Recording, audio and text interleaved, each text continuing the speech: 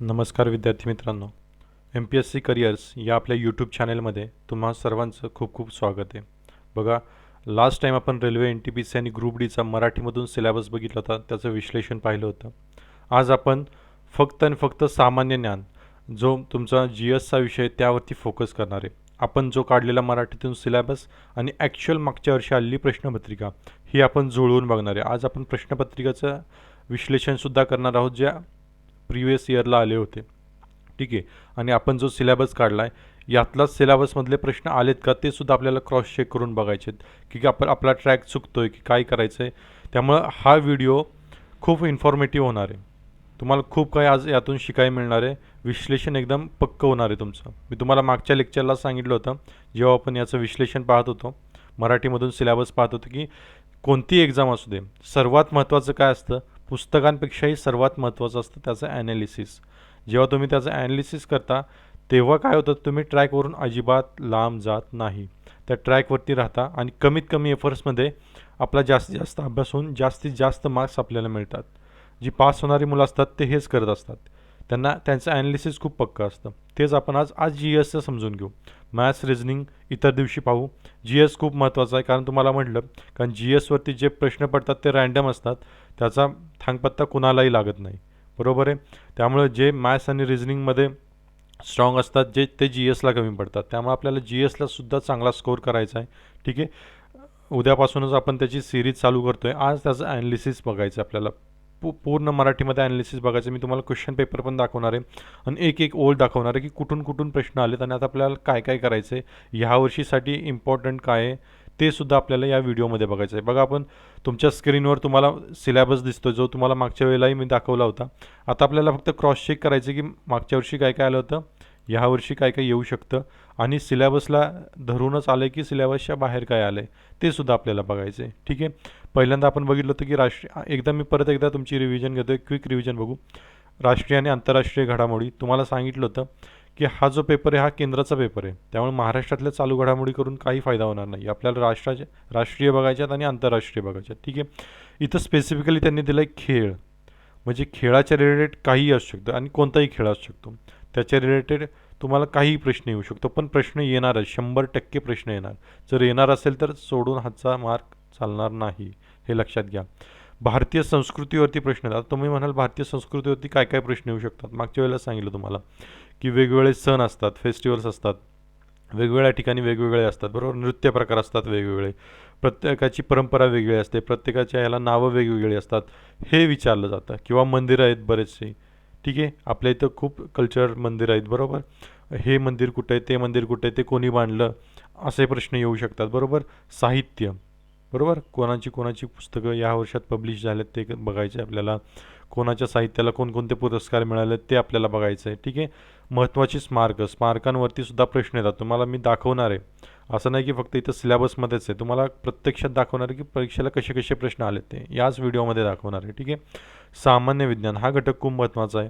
सामान्य विज्ञान 10वीपर्यंतचं बेसिक आहे, फक्त वन लायनरच क्वेश्चन्स असतात, जास्त डीपली विचारत नाहीत. इतिहासावरती प्रश्न येणार आहेत. भूगोल करताना भारताचा करायचा आहे आणि जगाचा सुद्धा करायचा आहे. पण प्रश्न कसे येणार, प्राकृतिक म्हणजे नद्या, पर्वत, पठारं, शिखरे वगैरे यावरती प्रश्न येणार. सामाजिक म्हणजे लोकसंख्येवरती प्रश्न येतील तुमच्या. लोकसंख्या कशी आहे, घनता कुठं जास्त आहे कुठं कमी आहे, साक्षरता कुठं जास्त आहे कुठं कमी आहे. ठीक आहे. आता महाराष्ट्राचं जास्त येणार नाही तर भारताचे जास्त फोकस करायला लागतील, जे पहिले दुसरे असतील तिथं.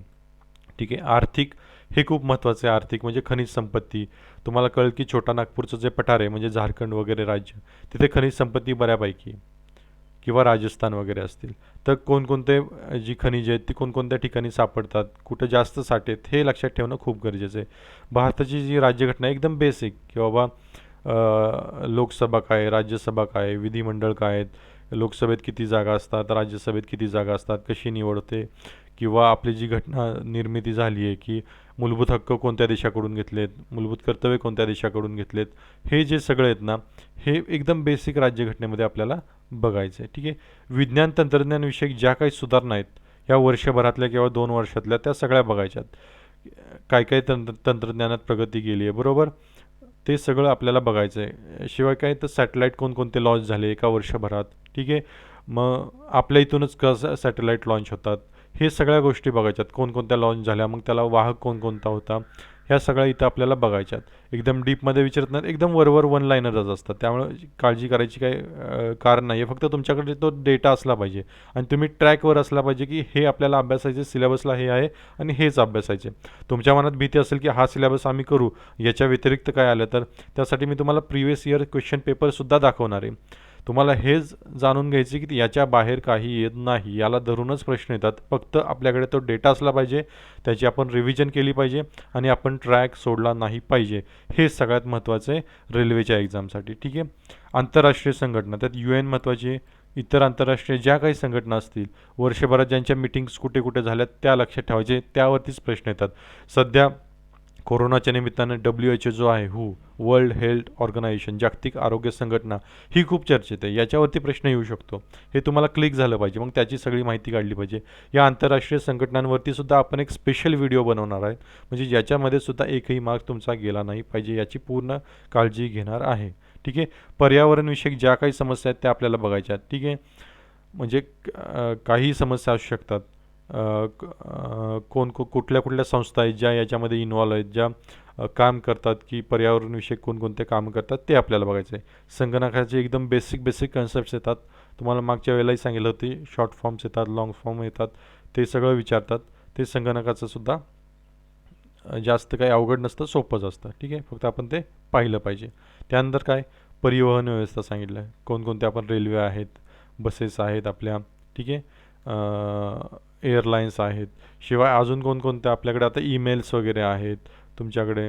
ठीक आहे. ज्या काही तंत्रज्ञानात सुविधा झाल्यात, आता टेलिग्राफ्स असतात. ठीक आहे. ह्या सगळ्या गोष्टी इथं बघायच्यात. भारतीय अर्थशास्त्र, एकदम बेसिक क्वेश्चन्स विचारतात, जास्त काही डीपमध्ये ते जात नाहीत, पण हे करायचं आहे. ठीक आहे. भारतातल्या आणि जगातल्या महत्त्वाच्या व्यक्ती, आता हे ज्या करंट न्यूजमध्ये असतील त्या भारतातल्या आणि जगातल्या महत्त्वाच्या व्यक्ती आपल्याला करायच्या. ठीक आहे. भारतातील वनस्पती आणि प्राणी विज्ञानात सुद्धा आहे आणि इथं सेपरेट त्यांनी इथं दिलं आहे, म्हणजे याला काहीतरी विशेष महत्त्व असणार. बरोबर.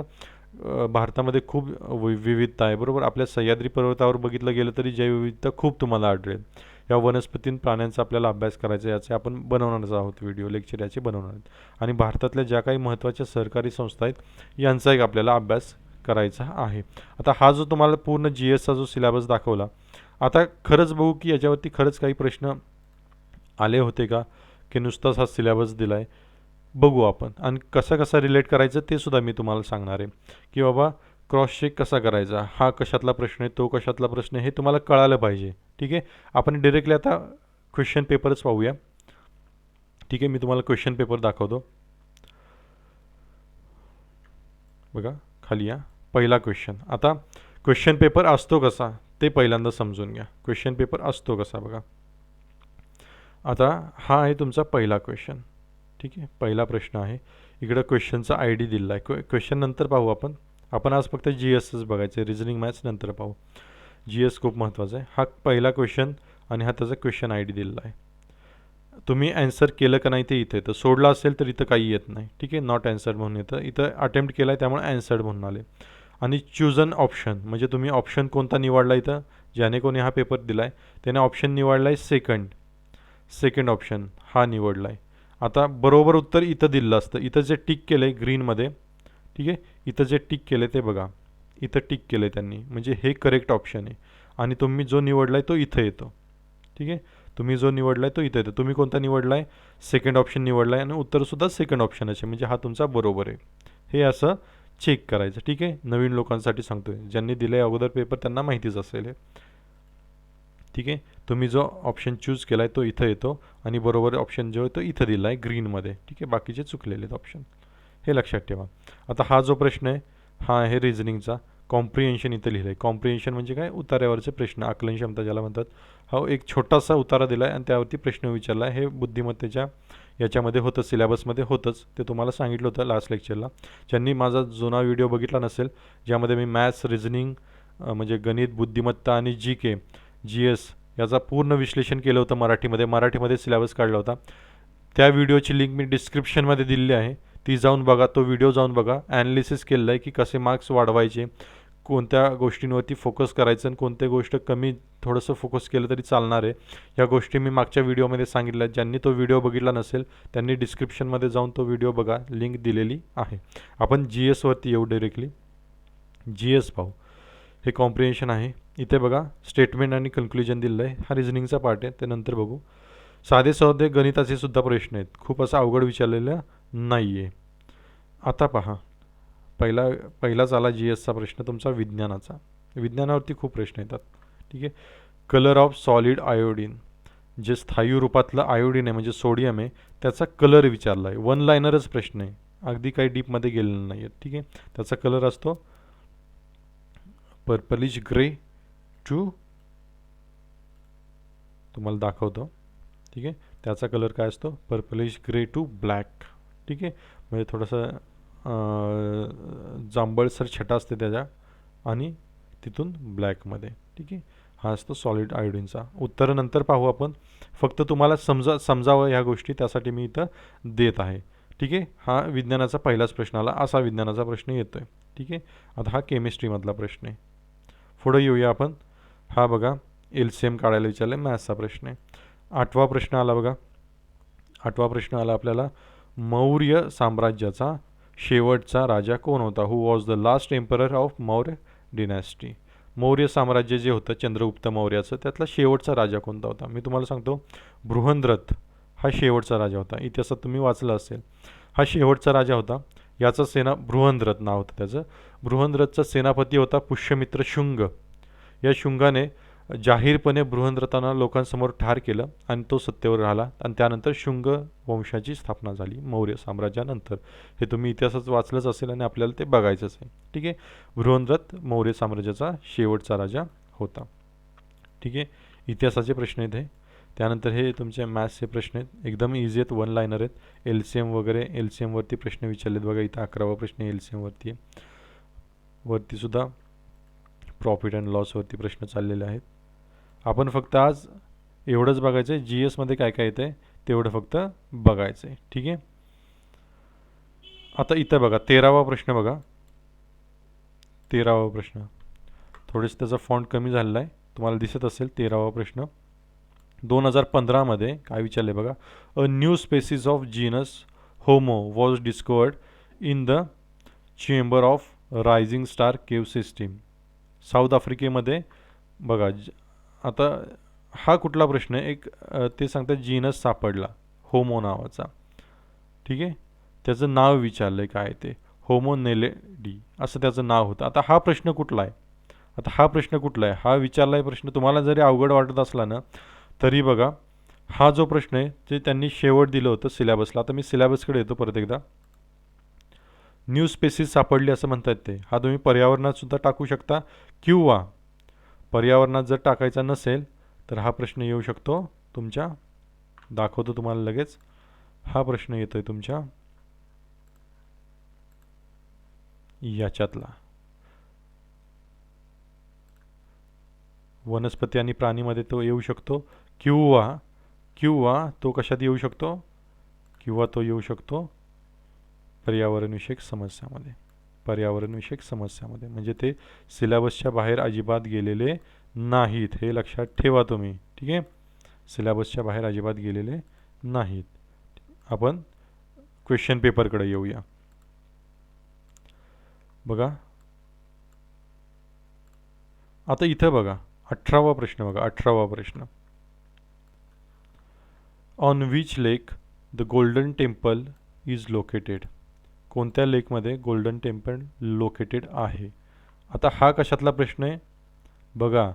हा कशातला प्रश्न आहे तो आठवा. स्मारके. बघा सिलेबसमध्ये लिहिलं होतं स्मारके, बरोबर. स्मारके होते सिलेबसमध्ये तुमच्या, दाखवतो लगेच. बघा महत्त्वाची स्मारके इथं लिहिलं होतं, महत्त्वाची स्मारके. आलाय का प्रश्न त्यावरती? इथं आलेला आहे बघा. स्मारक गोल्डन टेम्पल कुठं लोकेटेड आहे? अमृत सरोवर लेक इथं लोकेटेड आहे, बरोबर ना. इथं हा लोकेटेड आहे. त्यानंतर पुढं बघूया, पुढचा प्रश्न बघूया लगेच. GS हे बघा, मॅथ्स आणि रिझनिंग एकदम सोपं आहे, काही अवघड असं काही नाही आहे, फक्त तुमची प्रॅक्टिस खूप महत्त्वाची आहे याच्यामध्ये. जो तुम्हाला त्रास देणार आहे स्कोरिंगला तो आहे जी एसचा विषय, म्हणून आपण तिथं फोकस करतो आहे. ठीक आहे. आता तंत्रज्ञानविषयक ज्या घडामोडी होत्या मगाशी आपण बघितल्या होत्या, त्यातलं आले बघा 16ला. हू वॉज पार्टनर विथ इस्रोने कोणाशी पार्टनरशिप केली to use space technology for predictive policing. Predictive पोलिसिंगसाठी टेक्नॉलॉजी जी विकसित करण्यासाठी इस्रोने कोणासोबत भागीदारी केली. याचं उत्तर यांनी दिले बघा, ए म्हणजे काय, दिल्ली पोलीस बरोबर. त्या वर्षातला तो करंट अफेअरचा प्रश्न होता. ह्या वर्षातले करंट अफेअरचे प्रश्न येणार इस्रो संबंधी तंत्रज्ञानविषयक, सांगितलंच तुम्हाला. ठीक आहे. त्यामुळे सिलेबसला धरूनच आहे सगळं, बाहेरचं असं काही नाही. पुढं, which of the following technology इन्व्हेन्शन्स come first. बघा आता हा जो परिवहनचं बघितलं होतं आपण, भारतातील परिवहन ते आले. Which of the following technology इन्व्हेन्शन्स came first. पहिल्यांदा कोणतं इन्व्हेन्शन झालेलं आहे असं विचारलं आहे. ऑप्शन दिलं आहे त्यांनी 2. बी टेलिस्कोप. टेलिस्कोपचा पहिल्यांदा इन्व्हेन्शन झाले. बघा हे सुद्धा सिलेबसला पकडूनच आहे, बाहेर असं काही नाही आहे. ठीक आहे. पुढचं काय आहे, हे ब्लड रिलेशनवरती 25वा प्रश्न आहे. 26वा प्रश्न बघा, 26 जी एसचा प्रश्न आहे. जी एसचा प्रश्न आहे, which art form was Mrinalini Sarabhai associated with. Mrinalini Sarabhai ज्या आहेत त्या कोणत्या आर्टशी रिलेटेड होत्या. म्हणजे काय बघा, उत्तर त्यांनी दिले सी भरतनाट्यम. आता हे भारतीय संस्कृतीमध्ये सुद्धा येऊ शकतं किंवा करंट अफेअरमध्ये येऊ शकतं, कारण मृणालिनी साराभाई त्यावेळी करंट अफेअर्समध्ये होत्या, न्यूजमध्ये होत्या. त्या एक्सपायर झाल्या होत्या त्यावर्षी, त्यामुळे त्यांच्यावरती हा प्रश्न आला आहे. आता हा कसा मॅचअप केला आहे बघा, करंट अफेअर्ससुद्धा आहे आणि भारतीय संस्कृतीवरती सुद्धा विचारलेला आहे. बरोबर, भरतनाट्यमशी त्या रिलेटेड होत्या, हे लक्षात ठेवा. असा प्रश्न आलेला आहे, म्हणजे संस्कृती रिलेटेड सुद्धा आहे आणि करंट अफेअर्सशी सुद्धा आहे. आणि हा व्यक्तिविशेषमध्ये सुद्धा जाऊ शकतो. बरोबर, व्यक्तिविशेषमध्ये सुद्धा हा प्रश्न येऊ शकतो. बरोबर, व्यक्तिविशेष सुद्धा होता, भारतातील प्रसिद्ध व्यक्ती असा सुद्धा आपल्याला प्रश्न होता. बरोबर आहे ना, भारतातील प्रसिद्ध व्यक्ती बघा इथं होतं. भारत आणि जगातील प्रसिद्ध व्यक्ती बघा इथं होतं. भारत आणि जगातील प्रसिद्ध व्यक्ती होतं इथं. भारत आणि जगातील महत्त्वाच्या व्यक्ती, त्यामध्ये सुद्धा हा येऊ शकतो प्रश्न. बरोबर, हा आहे 26वा प्रश्न. आता 27वा बघू. हे रिझनिंग आहे, सोपं आहे. ठीक आहे, मॅथ्स रिझनिंग खूप आहे. आता बघा, पर्यावरणाचा प्रश्न आला आहे 32वा तुमचा. 32वा प्रश्न काय सांगतोय बघा, which of the following type of rays does not penetrate earth's atmosphere. म्हणजे जे पृथ्वीचं जे वातावरण आहे त्यातून कोणते किरण आरपार जाऊ शकत नाहीत असं विचारलं आहे त्यांनी. आरपार जाऊ शकत नाहीत. आता ज्याने प्रश्नपत्रिका सोडवली त्यांनी दुसरा ऑप्शन दिला होता एक्स रेज म्हणून, पण खरा ऑप्शन पण तोच आहे एक्स रेज. ठीक आहे, सॉरी, त्यांनी 2 ऑप्शन दिला होता म्हणजे हा दिला होता, पण खरा ऑप्शन आहे ऑप्शन तिसरा बी एक्स रेज. त्यांनी दिला होता सी अल्ट्राव्हायोलेट रेज, पण एक्स रेज जाऊ शकत नाहीत असं त्याचं उत्तर आहे. ठीक आहे, म्हणजे हा सुद्धा बघा पर्यावरणाशी रिलेटेड प्रश्न आलेला आहे तुमचा, लक्षात ठेवा. असा हा पर्यावरणाचा अभ्यास करायचा आहे. कुठून करायचा आहे तेही सांगतो तुम्हाला. ठीक आहे. आता क्रिकेटवरती प्रश्न आला आहे, खेळ बघा 34वा प्रश्न. The first captain of Indian cricket team for one day international was. One day इंटरनॅशनलचे पहिलं कॅप्टन कोण होता असा प्रश्न आलेला आहे. याचं उत्तर आहे अजित वाडेकर. आता हा जो प्रश्न आहे ना, पहिला कॅप्टन, वन डे इंटरनॅशनलचा पहिला कॅप्टन कोण होता, इथं महत्त्वाच्या व्यक्तींमध्ये सुद्धा येऊ शकतो किंवा हा महत्त्वाच्या व्यक्तींमधला नसणार आहे, हा चालू घडामोडीशी असणार आहे. आणि जिथं खेळ दिलं आहे, स्पेसिफिकली खेळ असा उल्लेख केला आहे, त्यामुळे तो खेळमधला तो प्रश्न आहे. पण तुम्हाला इथं सांगू इच्छितो, हे अजित वाडेकर आहेत, ते लास्ट इयरलाच एक्सपायर झाले 2019मध्ये, त्यामुळे त्यांच्याशी रिलेटेड प्रश्न येऊ शकतो. आता त्यावेळी ते एक्सपायर झाले नव्हते, यावर्षी एक्सपायर झाले, त्यामुळं त्यांच्यावरती प्रश्न येऊ शकतो. पण हा खेळच्या रिलेटेड प्रश्न आहे, तसं आपल्याला टॅकल करायचे हे प्रश्न. ठीक आहे, लक्षात ठेवा. म्हणजे सिलेबसला पकडूनच हे प्रश्न येतात, याच्या बाहेर काही येत नाही, लक्षात असू द्या. ठीक आहे, पुढं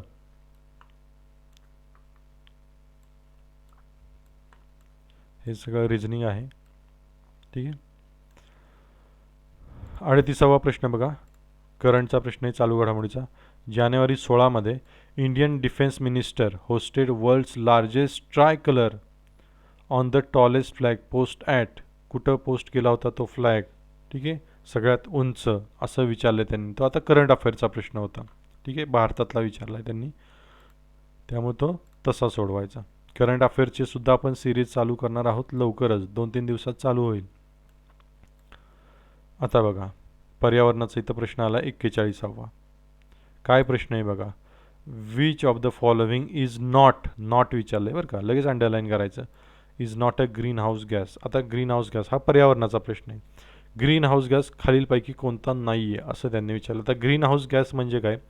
वातावरणामध्ये काही वायू असतात कार्बन डायऑक्साईडसारखे किंवा कार्बन मोनॉक्साईडसारखे. ठीक आहे, ते काय करतात, सूर्यापासून जी ऊर्जा येते त्याचं शोषण करून घेतात. शोषण केल्यामुळं काय होतं की पृथ्वीवरचं तापमानात वाढ होते. त्यांनी उष्णता शोषून घेतल्यामुळं पृथ्वीवरच्या तापमानात वाढ होती. ती काही प्रमाणात वाढ चांगलीसुद्धा असते, पण ती काही लिमिटच्या बाहेर गेल्यानंतर टेम्परेचर वाढायला सुरुवात होते. मग सगळे जे साईड इफेक्ट्स होतात ते चालू होतात.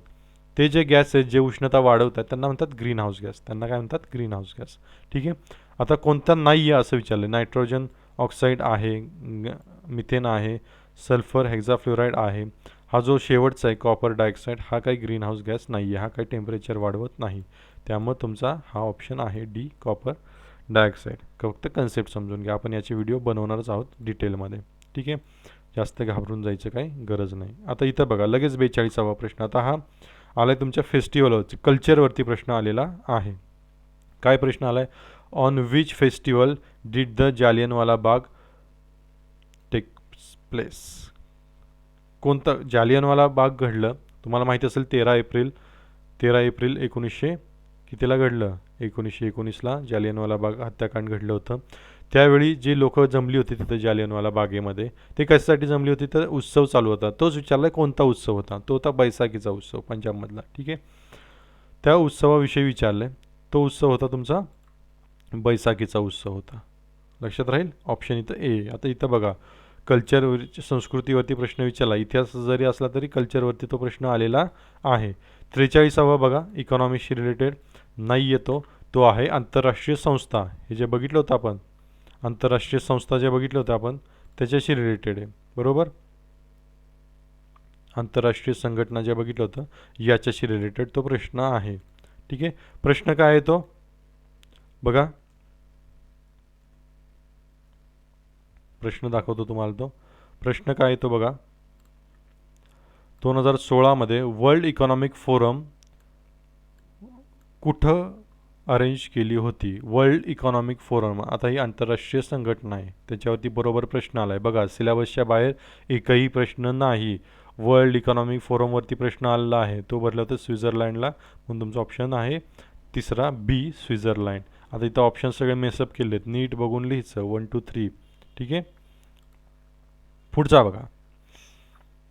Which of the following is not a computer virus. आला का? कम्प्युटरवर प्रश्न आला का? बघा एक तरी प्रश्न तुम्हाला सापडणारच, एक नाही 1 ते 2 तरी सापडणारच प्रश्न. पुढं सुद्धा असू शकतो याच्यावरती प्रश्न.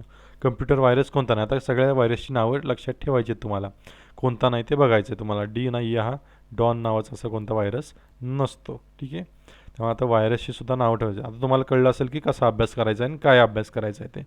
ठीक आहे, पुढं जाऊया आपण. 45वा प्रश्न. 45वा प्रश्न बघा.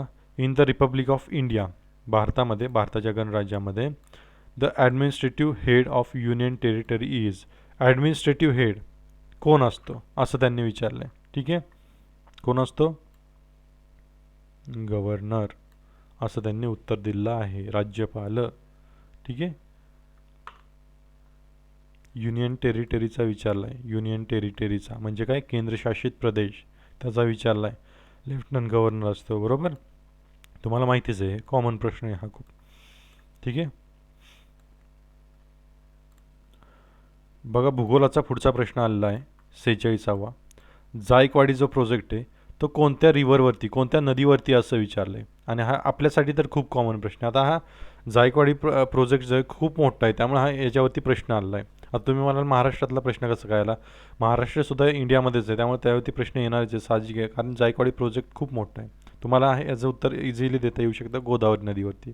पण तुम्हाला मी एक क्वेश्चनचं एक स्टाईल सांगतो की कोणत्या स्टाईलने इथं प्रश्न आपल्याला विचारण्यात येणार आहेत एक्झामिनरकडून, त्यामुळे आपल्याला एक्झामला तसं फेस करता येईल. ठीक आहे, लक्षात ठेवा तुम्ही फक्त की एक्झामला प्रश्न कसे काय येत आहेत ते. ठीक आहे, पुढचं बघा. पुढं काय विचारलं आहे बघा. पुढचा सुद्धा तुमचा भूगोलाचाच प्रश्न आहे. काय आहे बघा. Which of the following is the largest glacier in India. भारतातलं सर्वात मोठी हिमनदी, ग्लेशियर म्हणजे हिमनदी, कोणती आहे. ठीक आहे, हे सुद्धा कदाचित तुम्हाला माहिती असेल. ऑप्शन यांनी सी दिला आहे. सियाचीनमधली हिमनदी जी आहे ती सर्वात मोठी आहे भारतातली. भूगोलावरचा प्रश्न आहे आणि हा प्राकृतिकमधला प्रश्न आहे. बरोबर, सिलेबस बघितला होता आपण, प्राकृतिक, आर्थिक, सामाजिक. ठीक आहे, हा प्राकृतिकमधला प्रश्न आहे. बरोबर ना. ठीक आहे, पुढं बघूया. पुढं काय येईल.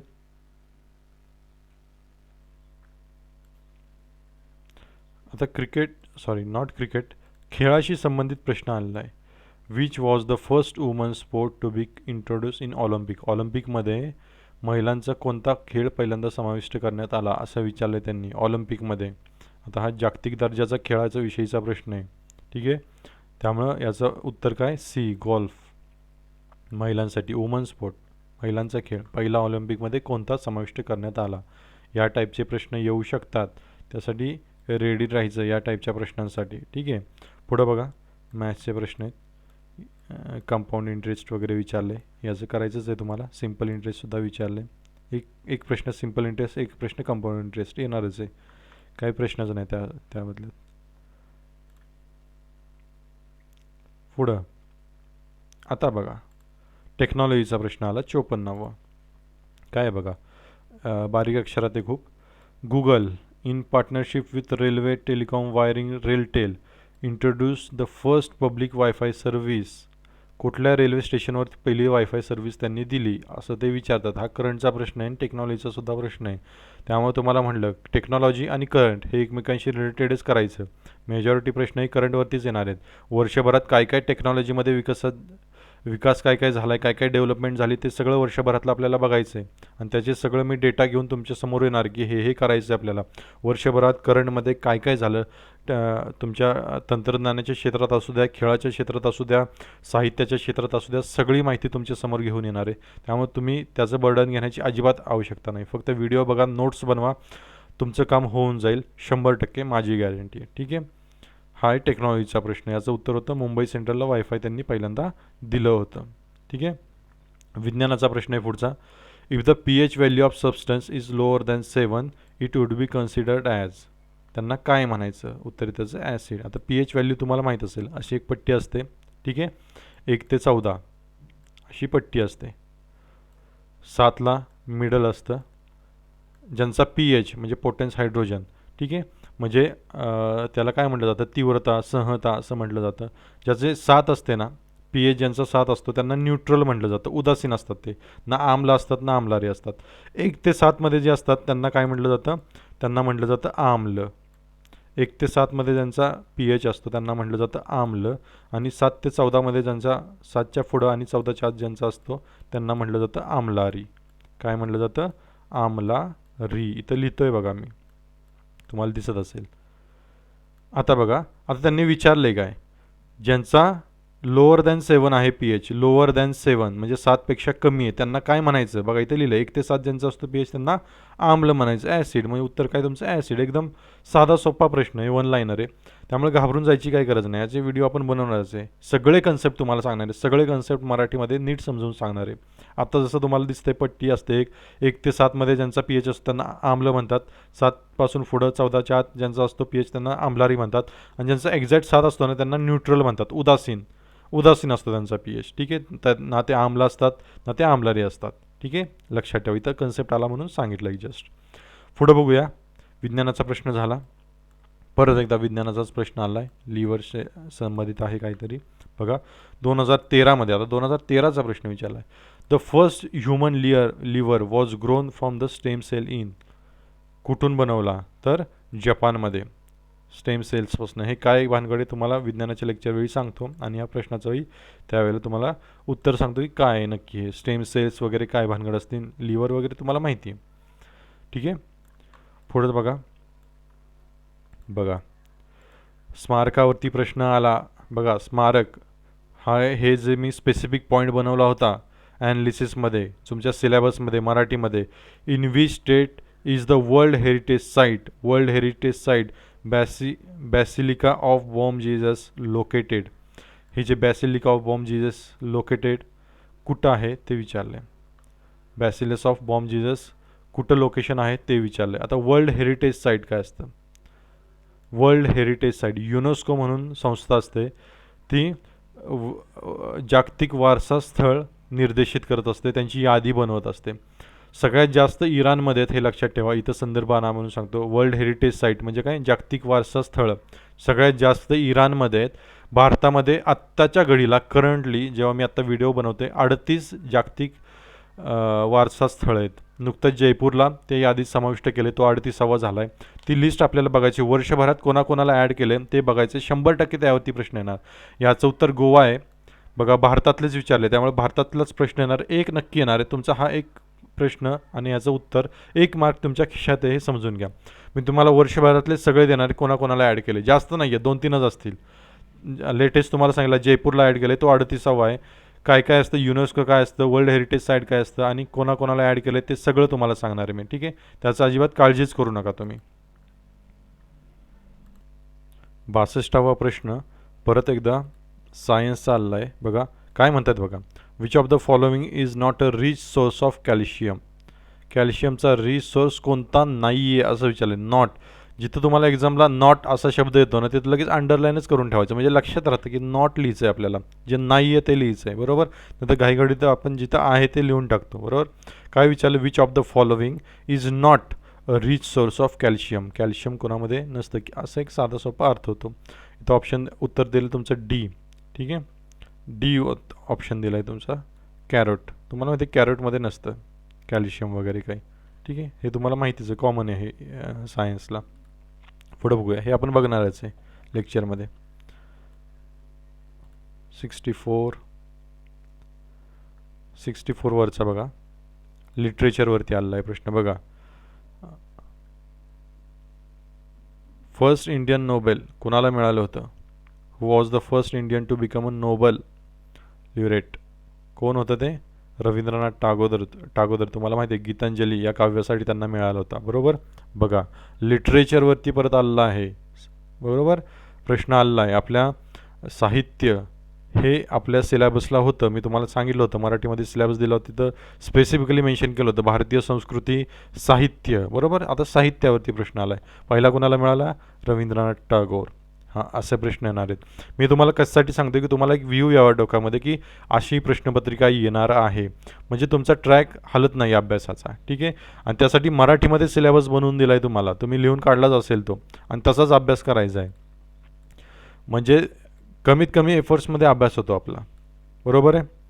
आता बघा, इंडियन बॉर्न. आता व्यक्तिविशेषमध्ये पण हा प्रश्न येऊ शकतो किंवा कम्प्युटर रिलेटेड सुद्धा हा प्रश्न येऊ शकतो. दोघांचं मिक्सअप केलं आहे बघा. इंडियन बॉर्न म्हणजे काय? भारतीय वंशाचे Shiva Ayyadurai is associated with the invention of. हे कशाशी संलग्न आहेत, कोणत्या शोधाशी संलग्न आहेत असे विचारत आहेत.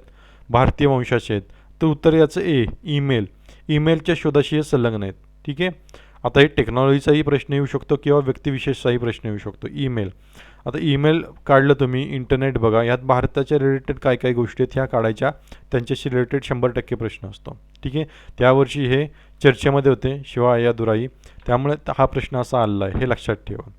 त्यामुळे सिलेबसच्या बाहेर काही प्रश्न येत नाहीत. ठीक आहे, हा सिलॉजिझम आहे रिझनिंगचा. ठीक आहे, बघा किती साधे साधे प्रश्न आले, सिम्प्लिफिकेशन आहे फक्त तुम्ही किती कमी वेळात सोडवताय ते खूप महत्त्वाचं आहे. बघा इथे गणिताचं सिम्प्लिफिकेशन आहे, किती कमी वेळात सोडवतायत ते खूप महत्त्वाचं आहे. गणित आणि रिझनिंग, गणित आणि बुद्धिमत्ता. ठीक आहे, लक्षात ठेवा. ठीक आहे, बघा किती बुद्धिमत्तेचं, बघा किती छोटा प्रश्न विचारला. क्रिकेटला पिच तर स्केटिंगला काय?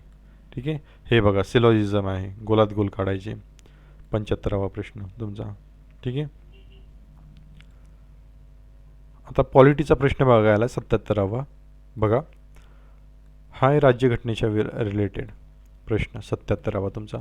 From which country the fundamental duties. Fundamental duties म्हणजे मूलभूत कर्तव्य ऑफ इंडियन कॉन्स्टिट्यूशन बॉरोड, भारतीय राज्यघटनेमध्ये मूलभूत कर्तव्य कोणत्या कंट्रीकडून, कोणत्या देशाकडून घेतलेली आहेत? मी तुम्हाला सुरुवातीलाच प्रस्तावनेमध्ये सांगितलं होतं. पॉलिटीमध्ये काय काय प्रश्न विचारतील की मूलभूत कर्तव्य कोणत्या देशाकडून घेतलीत, मूलभूत हक्क कोणत्या देशाकडून घेतलेत, बरोबर. किंवा अजून काय विचारतील, तुमच्या न्यायव्यवस्था आहे, न्यायपालिका आहे, त्या कोणाकडून घेतल्यात, कोणत्या देशाकडून घेतलेल्या आहेत, त्यांची रचना कोणत्या देशाकडून घेतली, संसद कोणत्या देशाकडून घेतली आहे, किंवा लोकसभेमध्ये किती सदस्य, राज्यसभेमध्ये किती सदस्य, असेच प्रश्न यामध्ये येणार आहेत. जास्त अवघड जाणार आहेत. आता विचारलं का इथं फंडामेंटल्स ड्युटीज, मूलभूत कर्तव्य कोणत्या देशाकडून घेतलेत, तर आपण ही घेतली होती, सी ऑप्शन दिलं, रशियाकडून. त्या काळचा सोव्हिएत युनियन म्हणजे रशिया, याकडून आपण ते मूलभूत कर्तव्य घेतली होती. असा साधा सोपा एकदम प्रश्न विचारला. याची आपण व्हिडिओ मी बनवून तुम्हाला सगळा डेटा देणार आहे. याचा एकही मार्क्स यातला घालवायचा नाही आपल्याला, ठीक आहे. आता बघा, क्रिकेटच्या रिलेटेड प्रश्न आलेला आहे. इन इंडिया, भारतामध्ये the highest cricket ground above sea level म्हणजे समुद्र सपाटीपासून सर्वात उंचीवरचं ग्राउंड कोणतं क्रिकेटचं, असं विचारलं आहे. ऑब्वियसली आहे, आता समुद्र सपाटीपासून उंच पाहिजे म्हणजे पर्वतरांगांमध्येच पाहिजे, हिमालयाच्या तुमच्या.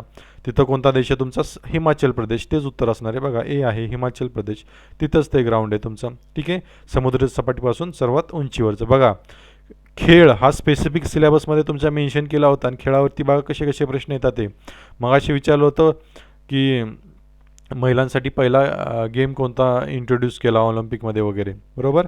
आता कसा प्रश्न आला आहे क्रिकेटचा, बघून घ्या सगळं. हे स्टॅटचे प्रश्न आहेत. एखाद जरी तुम्हाला सुटलं तरी खूप चांगलं आहे, म्हणजे सोपंच असतं, अवघड काही नाही आहे याच्यामध्ये. स्टॅटचे 3 प्रश्न आले आहेत इथं, ठीक आहे. हे बघा, रिझनिंगचं किती सोपं आहे. हे कोडिंग डिकोडिंग आहे, फक्त तुम्हाला शोध लावायचा आहे. पुढं आलं हे, पुढचे बघूया. 90वा प्रश्न आहे हा. बघा, हे वेन डायग्रॅम्स आहे. सिलेबसमध्ये आपण बघितलं होतं वेन डायग्रॅमचा अभ्यास करायचा आपल्याला, असं मी तुम्हाला सांगितलं होतं. सिलेबसमध्ये मराठीमधून सिलेबस तुम्हाला काढून दिला होता तेवढ्यासाठीच, ठीक आहे.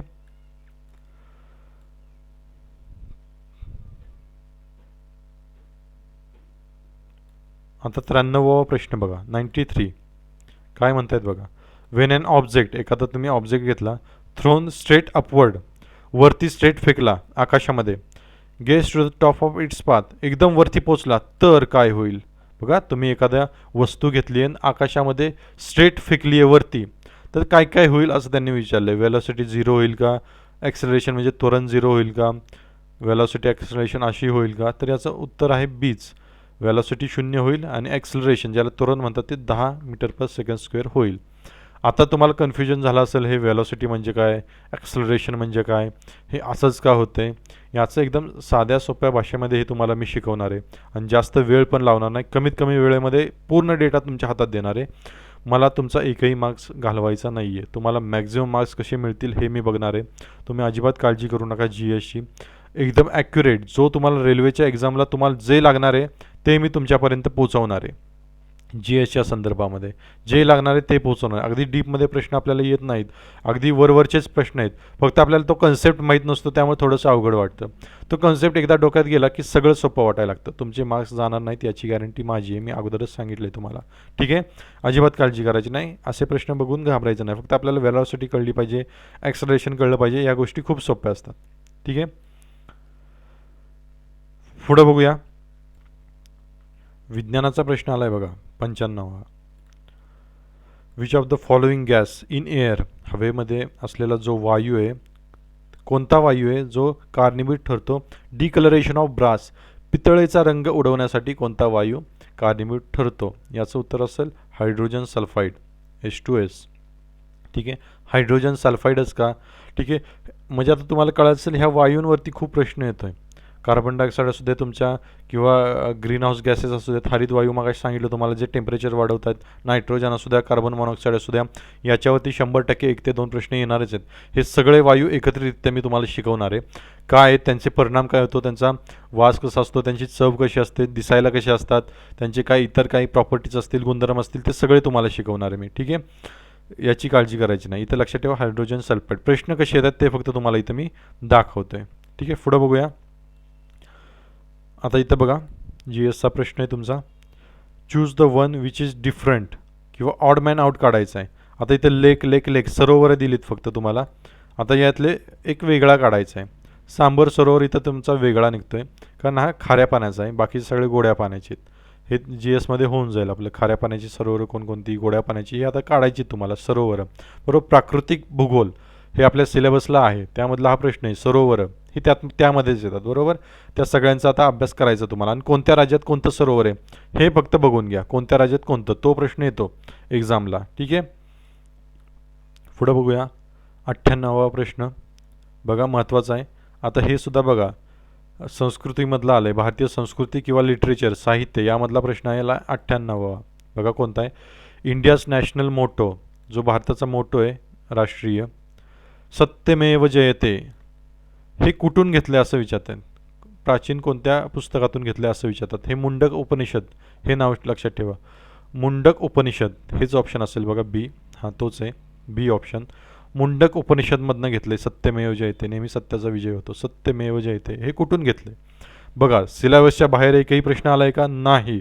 हे कुठून आलंय? तुमच्या संस्कृती, लिटरेचर, साहित्य यामधून हा प्रश्न आलेला आहे की सत्यमेव जयते जो इंडियाचा नॅशनल मोटो आहे तो कुठून घेतलेला आहे? तो घेतला आहे मुंडक उपनिषदमधून. ठीक आहे, बरोबर आहे. सिलेबसच्या बाहेर असा एकही प्रश्न नाही आहे. झालं. इस्रोचा प्रश्न आला आहे बघा पुढचा, की 2016 साली इस्रोने सक्सेसफुली लॉन्च केलं होतं 5th नेव्हिगेशन सॅटेलाईट, म्हणजे 5वा जो दिशादर्शक उपग्रह होता, 5वा तो लॉन्च केला होता. त्याचं नाव विचारलं त्यांनी. त्याचं नाव होतं IRNS-1E. आता बघा, त्या वर्षातला तो प्रश्न विचारला आहे की सॅटेलाईट हा लॉन्च केला होता. मी काय म्हटलं, ह्या वर्षातले आपले वर्षभरातले सगळे जे सॅटेलाईट लॉन्च केलेत सगळ्यांची माहिती काढायची आपण. ठीक आहे, सगळ्यांची माहिती काढायची आणि तो सगळं डेटा कलेक्टेड मी तुमच्यासमोर आणणार आहे. तुम्ही काय फक्त करायचं आहे, तो बघून घ्यायचा आणि त्याची रिव्हिजन करायची आहे. रिव्हिजन केली तर मॅक्झिमम मार्क्स तुम्हाला मिळतील. 40 पैकी मेजॉरिटी जेवढे मार्क्स मिळवता येतील सगळे मिळवायचे. तुम्ही 2-3 मार्क्सनी जरी या GSमध्ये जर पुढं गेला ना, तर तुम्ही अख्ख्या देशाच्या मुलांच्या पुढं जाणार आहे, हे लक्षात ठेवा. GSमध्ये स्कोर करायचाच करायचा. हा काय सगळा जो डेटा आणला आहे तो त्यासाठीच आणला आहे मी तुम्हाला. हे सगळे 100च्या 100 प्रश्न आपण कव्हर केले. GSचे तुम्ही बघितलं 40 प्रश्न, 40च्या 40 प्रश्न मी तुम्हाला दाखवले. कसे प्रश्न येतात तेही सुद्धा दाखवलं. एक सुद्धा सिलेबसच्या बाहेर नाही, हे लक्षात ठेवा. मी जो तुम्हाला इथं दाखवलं होता सिलेबस बघा, परत एकदा आपण हा बघू. सिलेबस जो दाखवला त्या बाहेर काहीच नाही. चालू घडामोडी त्या म्हणता येते. खेळाच्या रिलेटेड किती प्रश्न आले, कारण त्यांनी स्पेसिफिकली खेळ असा शब्द त्यामध्ये इंट्रोड्यूस केलेला आहे. त्यामुळे खेळाच्या रिलेटेड सगळे प्रश्न येणार. एका वर्षभरात जेवढ्या काही चालू घडामोडी झाल्यात खेळ या क्षेत्राशी संबंधित, त्या सगळ्याच तुमच्यासमोर देणार आहे मी. त्या सगळ्या वाचायच्या तुम्ही, सगळ्या करायचे. भारतीय संस्कृतीवरती बघितलं तुम्ही कसे प्रश्न येतात ते. साहित्यावरती रवींद्रनाथ टागोरांवरती प्रश्न आलेला आहे. आणि महत्त्वाची स्मारके, जालियनवाला बाग हत्याकांड असू द्या, नाहीतर जे गोव्यामधलं एक स्मारक होतं त्यावरती प्रश्न आलेला आहे. बरोबर. तुमच्या सामान्य विज्ञानावरती किती वन लायनरचे पण प्रश्न विचारले तुम्ही बघितलं. भारताच्या इतिहासावरती प्रश्न आले जालियनवाला बाग हत्याकांडाविषयी. ठीक आहे. भारताचा आणि जगाचा भूगोल, प्राकृतिक भूगोल खूप विचारला आहे तुम्ही बघितलं. प्राकृतिक भूगोल, सामाजिक आणि आर्थिक भूगोलवरती कमी प्रश्न आले, पण प्रत्येक वेळी तसं होईल असं काय नाही. पण प्राकृतिकवरती जास्त प्रश्न आले तुम्ही बघितले. सरोवरांवरती प्रश्न आला होता. बरोबर. हिमनद्यांवरती प्रश्न आला होता, हे तुम्ही बघितलं. तसाच अभ्यास आपल्याला करायचा. नद्या वगैरे बघायच्या तुम्हाला, पर्वत. आता शिखरांवरती सुद्धा प्रश्न येऊ शकतो. सर्वात उंच शिखरं, त्यांचा क्रम लावायला विचारू शकतात. बरोबर. भारतीय राज्यघटनेवरती बेसिक प्रश्न आले होते. बरोबर. विज्ञान तंत्रज्ञान विषयक सुधारणांवरती प्रश्न आले होते. आता बघा, बाकीच्या गोष्टी करतील लोक, विज्ञान तंत्रज्ञानामध्ये फसू शकतात. त्यासाठी आपण सगळा डेटा इथं अवेलेबल करणार आहे आपल्या चॅनलवरती, यूट्यूब चॅनलवरती. ठीक आहे. त्यामुळे तुम्ही चॅनलला सबस्क्राईब केलं नसेल तर सबस्क्राईब करून ठेवा. तुम्हाला खूप फायदा होणार आहे एक्झाम क्रॅक करण्यासाठी. ठीक आहे. आंतरराष्ट्रीय संघटनांवरती प्रश्न आला होता. बरोबर. इकॉनॉमिक फोरम असू द्या, हे असू द्या. आता हूवरती प्रश्न येऊ शकतो असं मी तुम्हाला सांगितलं आहे. किंवा युनोवरती सुद्धा प्रश्न येऊ शकतो. पर्यावरणविषयक समस्या काय काय त्याच्यावरती आलं होतं. संगणकाचे 2-3 प्रश्न आले होते, तुम्हाला तिथं दाखवले होते मी. बरोबर. अजून काय काय येऊ शकतं. टेलिग्राफ आणि टेलिफोनवरती प्रश्न आले होते. बरोबर. परिवहन व्यवस्थावरती प्रश्न आले होते. ठीक, कमी असले तरी आला होता एक तरी. भारतीय अर्थशास्त्रावरती एखादा प्रश्न आला होता. बरोबर. किंवा भारत आणि महत्त्वाच्या व्यक्ती जगातल्या त्यावरती प्रश्न आला होता. वनस्पतींवरती प्रश्न आला होता आणि सरकारी संस्था. ठीक आहे. यावरती जरा कमी प्रश्न आले असते तरी आले होते. मेजॉरिटी सेक्शन तुम्हाला माहिती आहे कशावरती त्यांनी फोकस केले. मेजॉरिटी त्यांनी फोकस केले चालू घडामोडी, खेळ, संस्कृती, साहित्य, स्मारक, विज्ञानावरती खूप प्रश्न येतात ते, भूगोलावरती जो प्राकृतिक भूगोल आहे त्यावरती खूप प्रश्न येतात ते, राज्यघटनेवरती 2-3 प्रश्न विचारतात, तंत्रज्ञानावरती तर आलेले 3-4 प्रश्न. ठीक आहे, तिथं तुम्ही स्कोर करू शकता आणि इतरांच्या पुढं जाऊ शकता. लक्षात घ्या, पर्यावरण आणि संगणकाचं बेसिक कन्सेप्ट हे सगळं आपल्याला पाहायचं आहे. आता आपण उद्या किंवा परवापासून याची सिरीज चालू करत आहे. रोजच्या रोज व्हिडिओ येतील तुम्हाला, ते बघा. तुम्ही नोट्स बनवा त्याचे, नुसतं बघून सोडू नका, त्याचे नोट्स बनवा. काही जर कन्सेप्ट समजला नाही तर नक्की तुम्ही कमेंटमध्ये लिहा, मी सगळ्यांना उत्तर देण्याचा प्रयत्न करतो. त्यामुळे नक्की तुम्ही अजिबात लाजू नका कमेंट लिहिला. तुमच्या काही शंका असतील तर तुम्ही लिहा, सगळ्यांना उत्तर देण्यात येईल. ठीक आहे, अजूनही काही रेल्वेच्या बद्दल तुम्हाला पाहिजे असेल तर नक्की सांगा. मी सगळी सिरीज बनवणार आहे, अख्खा GS तुमचा कंप्लीट करणार आहे. काही काळजी करायची गरज नाही. व्हिडिओला बघितल्याबद्दल धन्यवाद. चॅनलला प्लीज सबस्क्राईब करा. ठीक आहे, धन्यवाद. थँक्यू.